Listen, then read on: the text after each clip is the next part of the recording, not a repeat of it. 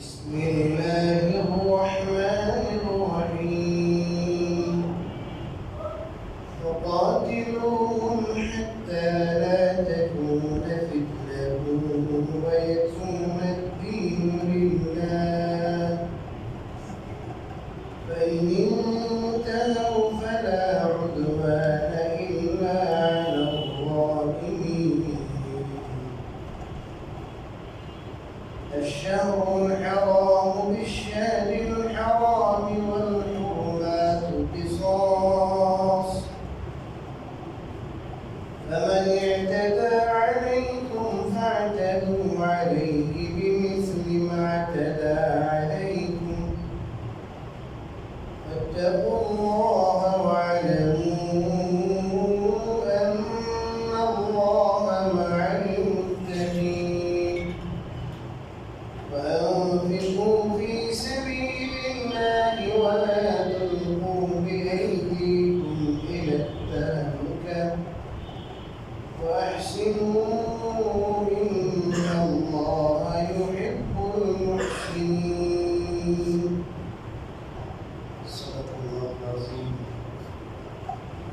الحمد لله আল্লাহ তাআলার মেহেরবানি যে তিনি প্রতি সপ্তাহে দেয় আজও ধারাবাহিক তাফসীর কোরআনের মজলিসে আমাদেরকে শরীক হওয়ার তৌফিক দান করেছেন। আজ আমি আপনাদের সামনে সূরাতুল বাকারার 193, 94 এবং 95 আয়াত তেলাওয়াত করছি। এই আয়াতগুলোর সম্পর্ক আগের আয়াতগুলোর সাথে।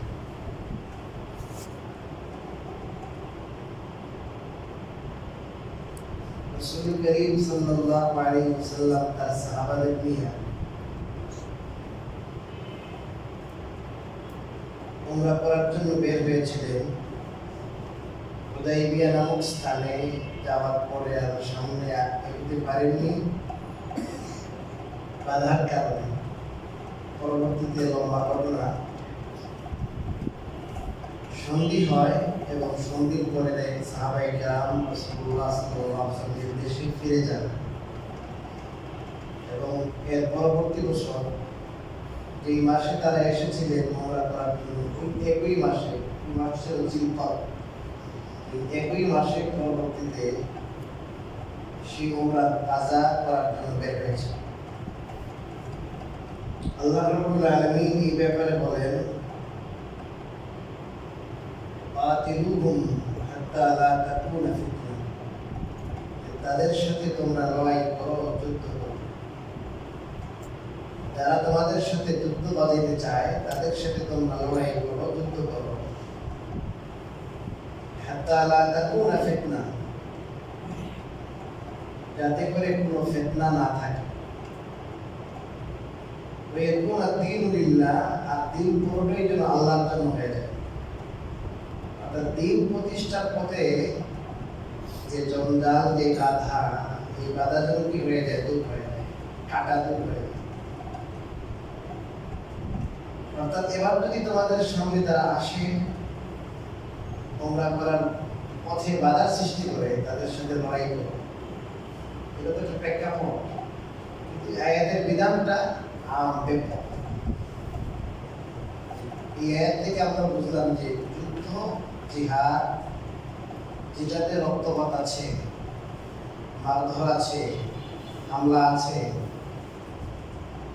তবে এই যুদ্ধের উদ্দেশ্য অত্যন্ত মহৎ এবং মহান। যুদ্ধের উদ্দেশ্য কাউকে মারধর করা, রক্তপাত করা, কাউকে হত্যা করা নয়। যুদ্ধের উদ্দেশ্য অত্যন্ত মহান। এই যুদ্ধের উদ্দেশ্য হলো ফিতনা দূর করা। গত সপ্তাহে বলেছিলাম যে অপারেশন, কাটাছেঁড়া খারাপ জিনিস, ভালো জিনিস না। কাটাছেঁড়ার উদ্দেশ্য যদি ভালো হয়, এটা ভালো। Open heart surgery, open heart surgery যদি দেখেন তাহলে মাথা টিপতে হবে। জটিল অপারেশন, এই ওপেন হার্ট সার্জারি করে ডাক্তাররা করে, এদের হার্টে এটা সহ্য করে। এবং রোগীরা এটাতে রাজি হয়ে টাকাও দেয়, বড় অঙ্কের টাকা দেয়। আবার অনেক সময় ডাকাইতেও মানুষ মারে, অপহরণকারী মানুষকে হত্যা করে, ধর্ষকে মানুষকে হত্যা করে। এই হত্যার উদ্দেশ্য ভালো না, আর এটার উদ্দেশ্য ভালো না। এই জন্য এখানে টাকা দিতেছে, কেন ভালো দিচ্ছে? তো টাকা দিতেছে। যুদ্ধ জিহাদ বর্তমান পৃথিবীর যারা সন্ত্রাসী আছে, বর্তমান পৃথিবীর যারা সবচেয়ে বড় মানবতার শত্রু, মানুষকে নিধন করে যারা, একজন দুজন না, 1 লাখ 2 লাখ না, কোটি কোটি মানুষকে যারা হত্যা করে, প্রথম বিশ্বযুদ্ধ, দ্বিতীয় বিশ্বযুদ্ধ হয়েছে। এই সমস্ত বিশ্বযুদ্ধে কোনো মুসলমানদের হাত নাই। এই সমস্ত রক্ত কোনো মুসলমানদের, এই রক্তের জন্য মুসলমান দায়ী নয়। ইরাকে যা হইল, আফগানিস্তানে যা হইল, ইরাকে তো সব ধ্বংস করার পর বলছে না, এটা তো ফাইলে গেছে, দেশকে বিরাম করে ফেলছে, শেষ করে ফেলছে। কত নারী, কত শিশু সহ হত্যা হচ্ছে।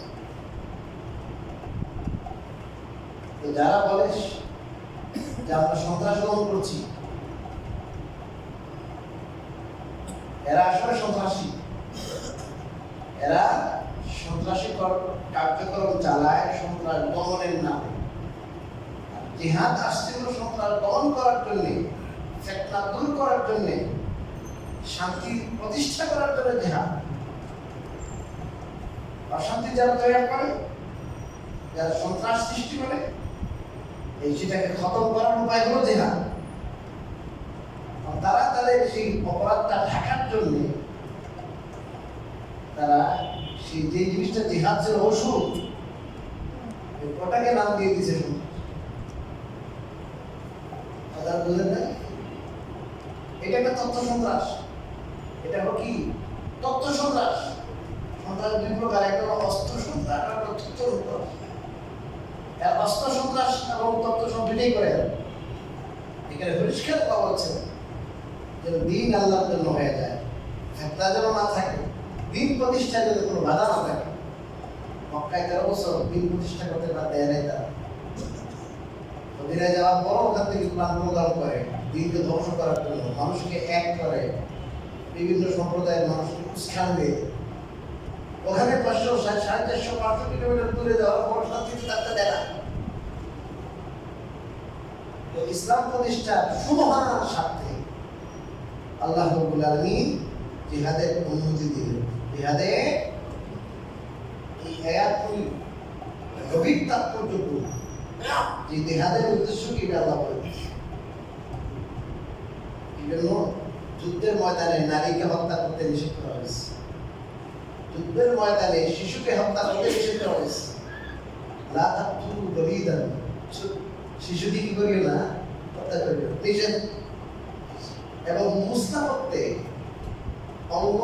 অঙ্গকে বিকৃত করতে, নাক কাটা, কান কাটা, কারো প্রতি যখন ক্ষোভ থাকে তখন মানুষ কি করে, ইচ্ছা মতো কুবায় না, যে তাকে মেরে ফেলেছে শেষ, আর কি করিও না।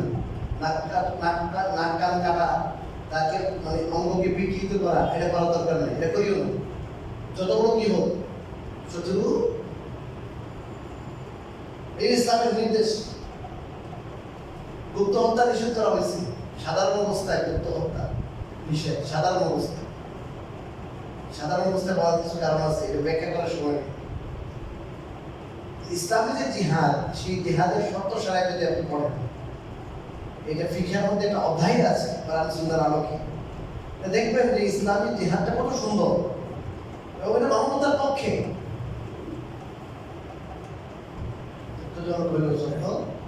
আজকে মুসলমানদের বিরাট একটা অংশ আছে যারা জিহাদের নাম শুনেই ভয় পায়। কি পায়? ভয় পায়। কোরআনে আছে মানতে তো হয়, কিন্তু জিহাদ সম্পর্কে একটু ধারণা নাই, জিহাদের ইতিহাসও জানা নাই।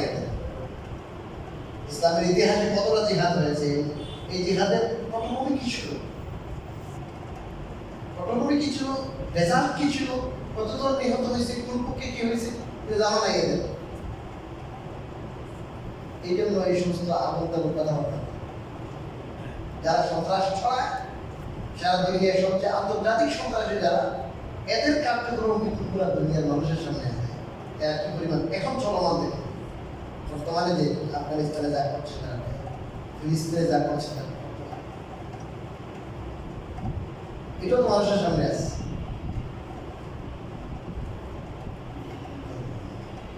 فإن انتهوا فلا عدوان إلا على الظالمين।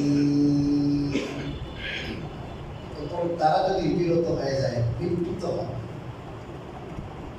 ফিতনা না ছড়ায়, বিরত হয়, তাহলে কোনো বাড়াবাড়ি নাই, আর তাদের বিরুদ্ধে কোনো অ্যাকশনে যাওয়া যাবে না। তবে যারা জানেন তাদের বিরুদ্ধে الشهر الحرام بالشهر الحرام والحرمات قصاص। পবিত্র মাস পবিত্র মাসের বদলে এবং পবিত্র বিষয়াবলী সেগুলোর ক্ষেত্রে ও সমতার বিধান প্রযোজ্য। কথাটা ব্যাখ্যা সাপেক্ষ। এই যে একটু আগে বললাম যে জিলহজ মাস সেটা পবিত্র মাস, আর এর পরবর্তীতে যে 7 হিজরিতে আবার উমরাতুল কাজা, বিগত বছরে তোমরা কাজা করতে পারছেন না, সেই একই মাস, ওটা কি ছিল? জিলহজ মাস। আল্লাহ তাআলা ওইটাই বলে শাহরুল হারাম বিশাহরুল হারাম। জিলহজ মাস যেটা, এটা আরেকটা জিলহজ মাসের কি বদলায় যে গত বছর তোমরা জিলহজ মাসে উমরা করতে পারো নাই, এই বছর করবে, এটার বদলা এটা।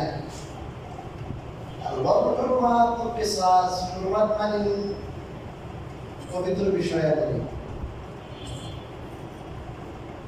এটার ক্ষেত্রে সমতার বিধান প্রযোজ্য। অর্থাৎ হারাম শরীফ এটা পবিত্র স্থান, এগুলো সব পবিত্র, এই জায়গায় রক্তপাত করা নিষেধ, আর অনেক বিধান আছে হারামের। এখন তারা গত বছর কোনো তোয়াক্কা করে নাই, এই মাসের তোয়াক্কা করে নাই, এই জায়গার তোয়াক্কা করে নাই, তারা এখানে যুদ্ধ করবে, মুসলমান নিধন করবে, কেউ যদি আসে তাহলে কাউকে ছাড়বে না, পুরা যুদ্ধের জন্য তারা রেডি। মুসলমানরা আগে বাড়িয়ে দেয় দিকে যুদ্ধটা নিচ্ছে, এবং এখানে মানুষ আল্লাহর ইবাদতের জন্য আসবে, সেই ইবাদতে তারা কি দিচ্ছে? বাধা দিচ্ছে। আল্লাহ রাব্বুল আলামিন বলেন এই ক্ষেত্রে সমতার বিধান প্রযোজ্য। কেসাস, অর্থাৎ তারা যে কামটা গত বছর করেছে, এবার যদি তারা এই কাজ করে তাহলে তাদের সব হিসাব তোমরা চুকাইয়া দাও, তোমরা এটা করো। এটা করলে কোনো কি নেই, অপরাধ নাই। فمن اعتدى عليكم فاعتدوا عليه بمثل ما اعتدى عليكم। অতঃপর তোমাদের উপর যদি কেউ জুলুম করে, বাড়াবাড়ি, فاعتدوا عليه, তাহলে তোমরাও তার জুলুমের জবাব দাও, তোমরাও তার জুলুমের কি দাও? জবাব দাও। বিমিসলি মা আতাদা আলাইকুম, কি পরিমাণে যেমন ইচ্ছা তেমন না। তারা তোমাদের উপর যেই পরিমাণ বাড়াবাড়ি করেছে, যেই পরিমাণ জুলুম করেছে, সেই পরিমাণ জুলুম করো। ফাতাদু মানে জুলুম করো, জুলুম করার অর্থ হলো তারা যে জুলুম করেছে সেই জুলুমের কি দাও? জবাব দাও। কি পরিমাণে? আজকাল দিতে নাই, যখন একটা খিল দিবে, খুশি দিবে, তাহলে এখানে 10টা বসাই দেবে। একটা কথা বলবে, সেই কথার কারণে মেজাজ খারাপ হয়, তখন এই কথা মানুষ কথায় থাকে না, তখন হাতে নড়ে। অনেক সময় হাত না তরবারি উঠে, চাইনিজ কোরাল, ফ্রিজ, দাও, পটি, বুঝলেন না, এগুলো বের করে। সমতার বিধান সব ক্ষেত্রে প্রযোজ্য। আল্লাহ রাব্বুল আলামিন পরিষ্কার বললেন এই সমস্ত কাফের যারা প্রথম দিন থেকে ইসলামকে পছন্দ করে না, অনেক জুলুম করে আসছে, তোমাদেরকে আমি ক্ষমতা দিব। আল্লাহ বুঝাইতেছেন যে ক্ষমতা আসবে, বদলা নেওয়ার সুযোগ আসবে, স্পেস আসবে, কিন্তু সেই আসলে পরে তোমরা তোমাদের সেই ক্ষমতার জোরে, ক্ষমতার এবং পাওয়ারের জোরে তোমরা তাদের উপর কোনো জুলুম করে বসিও না। যে পরিমাণ জুলুম তারা করেছে তোমরা স্বীকার করতে পারো, এর চেয়ে বেশি করতে পারবে না। তারা যে পরিমাণ করেছে এই পরিমাণ, এর চেয়ে বেশি না। واتقوا الله واعلموا أن الله مع المتقين। তারা যা করবে, তারা যে পরিমাণ করবে তোমরা সেই পরিমাণ করবে। আল্লাহ বলে দিলেন তো, আগেরটা তো শেষ, নিউ অবস্থা হচ্ছে। আল্লাহ বলেন কিন্তু এটার জন্য তাকওয়া লাগবে, তাকওয়া।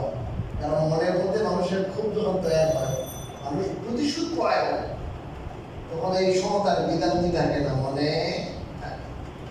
আল্লাহ বলেন তোমরা আল্লাহকে ভয় করো আর ওয়ালামু, এই কথা জানো যে আন্নাল্লাহ, নিশ্চয় আল্লাহ মাআল মুত্তাকিন, মুত্তাকিনের সাথে রয়েছে। যারা আল্লাহকে ভয় করে, পরহেজগার, আল্লাহর সাহায্য কাদের সাথে? সেই পরহেজগারদের সাথে। তোমরা পরহেজগার, মুত্তাকি হও। وأنفقوا في سبيل الله ولا تلقوا بأيديكم إلى التهلكة। আর তোমরা আল্লাহর রাহে খরচ করো। আনফিকু মানে কি? খরচ করো। ফি সাবিলিল্লাহ মানে আল্লাহর রাহে, আল্লাহর রাস্তায়। ওয়ালা তুলকু বিআইদিকুম, তোমরা নিজেদেরকে, নিজেদের হাতে নিক্ষেপ করো না ইলা তাহলুকা, ধ্বংসের দিকে। কিসের দিকে? ধ্বংসের দিকে। তোমরা সহস্তে তোমাদের কি করো না, নিক্ষেপ, অর্থাৎ নিজেরা নিজেদের ধ্বংস টেনে আইনো না। এই আয়াতের প্রেক্ষাপট সম্পর্কে হযরত আবু আইয়ুব আনসারী রাদিয়াল্লাহু তাআলা আনহু, রাসূলুল্লাহ সাল্লাল্লাহু আলাইহি ওয়াসাল্লাম মদিনায় যাওয়ার পরে সবাই বলছিলেন যে আমার ঘরে, আমার ঘরে, আমার ঘরে। রাসূলুল্লাহ সাল্লাল্লাহু আলাইহি ওয়াসাল্লাম বলেছিলেন যে আমার উটের লাগাম ছেড়ে দাও।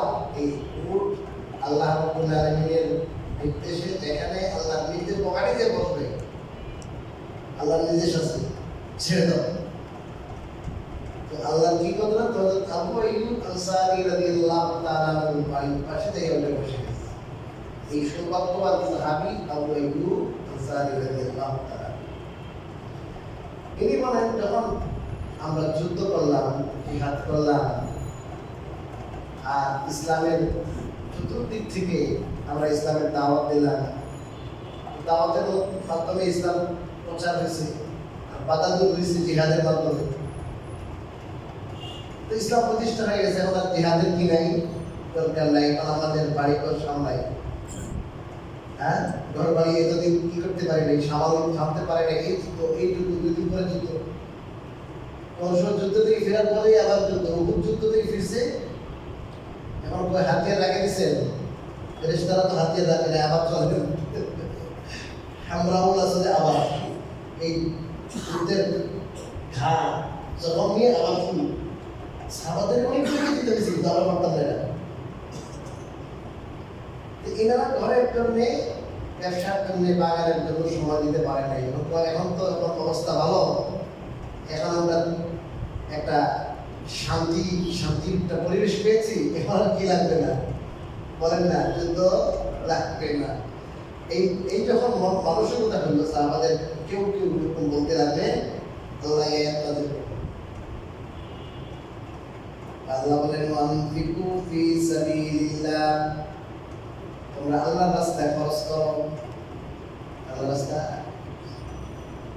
আল্লাহর বহু রাস্তা আছে খরচ করা, সব রাস্তায় খরচ করো, বিশেষ করে যুদ্ধের রাস্তায়। যুদ্ধ করতে কি লাগে? টাকা লাগে, টাকা লাগে, সরঞ্জাম লাগিয়ে না।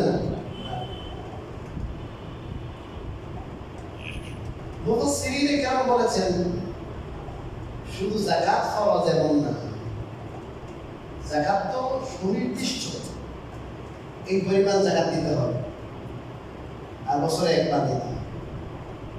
এছাড়াও আপনার মালের মধ্যে অন্যান্য হক আছে, যেমন কখনো যদি যুদ্ধের ডাক আসে আমিরুল মুমিনের পক্ষ থেকে, এই যুদ্ধের জন্য সরঞ্জাম লাগে, এই যুদ্ধের জন্য প্রস্তুতির জন্য যদি টাকা পয়সা লাগে, তাহলে প্রত্যেকে তার যার অবস্থা অনুযায়ী সেই যুদ্ধের জন্য টাকা দেয়, এটা খরচ, এটা কি খরচ।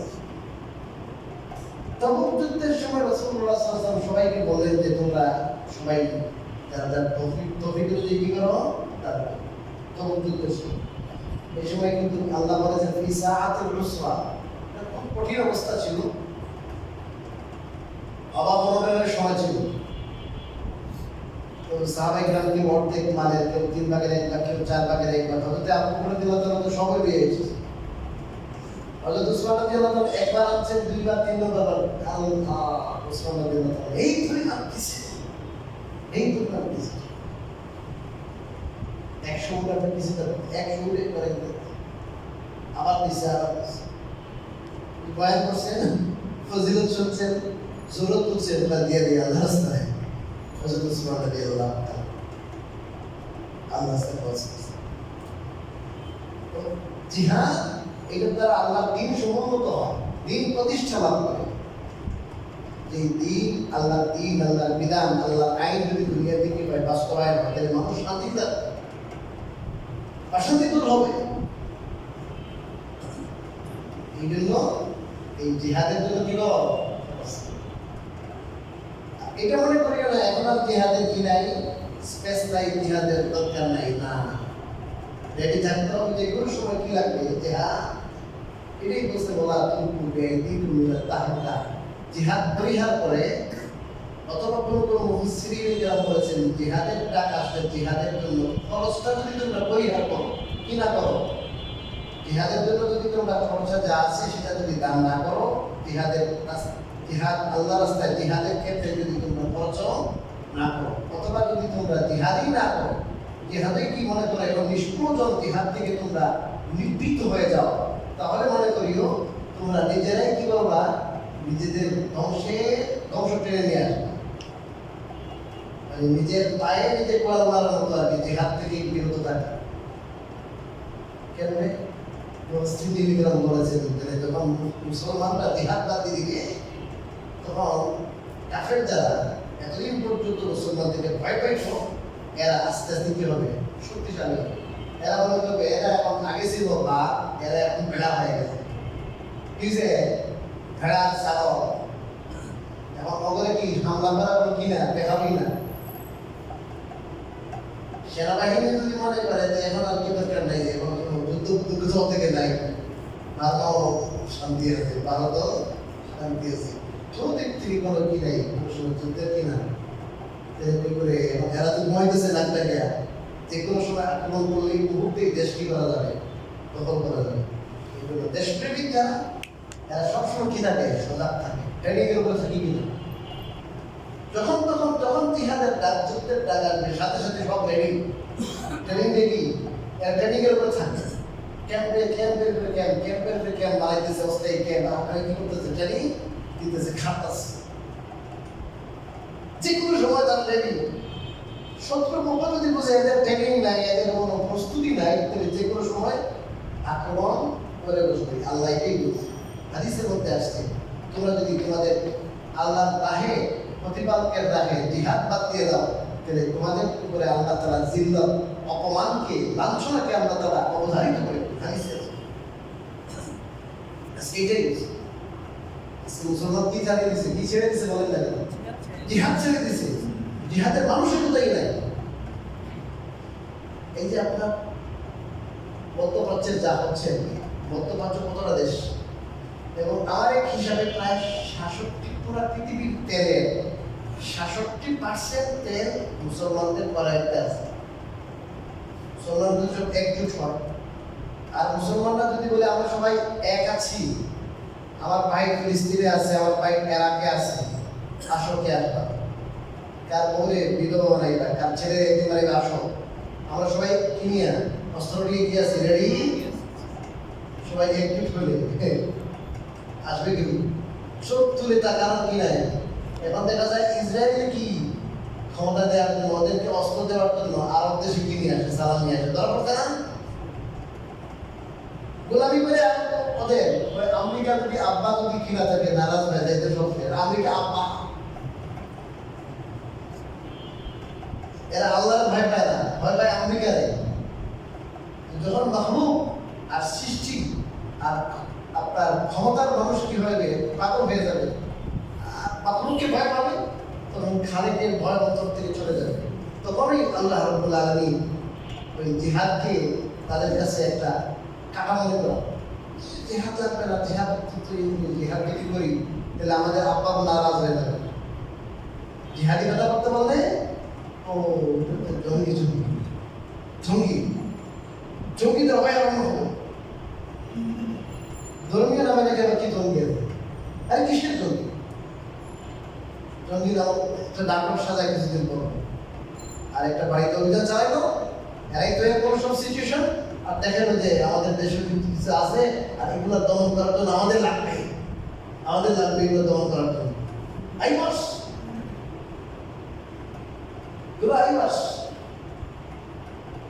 জন্য মুসলমানদেরকে এই হাকিকত বুঝতে হবে যে দিনকে সমুন্নত রাখার জন্য আর মুসলমান শীত উঁচু করে থাকার জন্য কি লাগবে? জিহাদ লাগবে। জিহাদ মানে যখন তখন খামোখা ডাক দিলাম আর এরকম জিহাদের শর্ত সরাইত আছে, সিচুয়েশন আছে। মানে যেটা এখন বোমা মারলাম, গুপ্ত হত্যা করলাম, এটা জিহাদ না তো। আমিরও মমিন থাকবে, গাইডলাইন থাকবে, সিস্টেম থাকবে, সিস্টেম অনুযায়ী হবে। যেমন আর্মির একটা আছে না, সিস্টেম আছে না, চেইন অফ কমান্ড লাগবে। আল্লাহ কিছু বলবে আজকে নাই, ভয় পায়। ট্রাম্পকে যেভাবে কি জানাইছে দেখছেন তো, ট্রাম্পকে কিভাবে বিমান পর্যন্ত হাদিয়া দিয়েছে, কি পর্যন্ত এগুলো কি দিল থেকে হাদিয়া দিয়েছে, অন্তর থেকে হাদিয়া নেয়। এগুলো ভয়, এগুলো ওদের ভয়, ওর থেকে বাঁচার জন্য এবং সুবিধা লাভ করার। মুসলমান কোথায় গেছে? আল্লাহ রাসূল বলেছেন শত্রুকে তোমাদের উপরে বিজয়ী করে দিবে, আর জিল্লাত আর অপমান তোমাদের উপরে আল্লাহ অবধারিত করে দেবে। আল্লাহ বলছেন যে তোমরা নিজের হাতে নিজের ধ্বংস কি করিও না, টেনে আনবে। ওয়াহসিনু ইন্নাল্লাহা ইউহিব্বুল মুহসিনিন। আহসিনু, তোমরা সৎকর্ম করো, নিশ্চয় আল্লাহ তাআলা সৎকর্মশীল তাদের পছন্দ করেন। সময় শেষ হয়ে গেছে। আহসিনু তাফসীর ইহসান, আহসিনু ইহসান থেকে আসছে, তোমরা ইহসান করো। এক ইহসান হলো ইবাদতে, আর এক ইহসান হলো মুআমালাতে, মানুষের সাথে আচরণ, মানুষের সাথে আচরণে, সমাজের ক্ষেত্রে ইহসান, মানুষের সাথে আচরণে ইহসান। ইবাদতে ইহসান হলো আনতা আবুদাল্লাহা কাআন্নাকা তারা ফাইন লাম তাকুন তারা ফাইন্নাহু ইয়ারা।